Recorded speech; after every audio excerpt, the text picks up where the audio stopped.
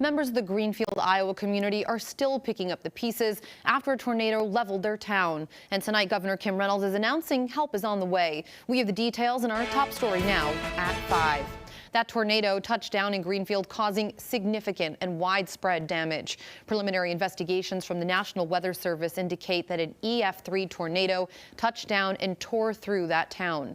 Greenfield is just southwest of Des Moines. Iowa State Patrol says deaths were reported, but they have yet to confirm the totals because the scene remains to be a search and rescue site tonight. At least 12 people suffered injuries. Access to that town is limited to make sure that the right resources are in place for recovery and for safety. Today, Governor Kim Reynolds visited, saying it is heartbreaking to see the damage, but the amount of support and cooperation makes the process easier to try and recover from. It's just gut-wrenching. I mean, I was just in Minden, as I said, 3.5 weeks ago, and that was horrific. And I think there's even more debris and just more more impacted here. So it's just, but at the same time, I can't begin to tell you just how heartwarming it is to see just everybody out there helping each other.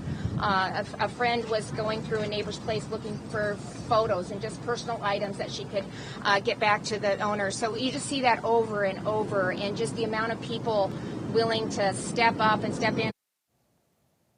Governor Reynolds has authorized a disaster emergency proclamation already for counties impacted by this severe weather. The proclamation makes Iowa Individual Assistance Grant Program and the Disaster Case Advocacy Program available to residents in counties impacted by the weather. These programs, of course, provide money and aid to those households impacted. The FEMA administrator will be traveling specifically to Greenfield tomorrow to survey the damage firsthand.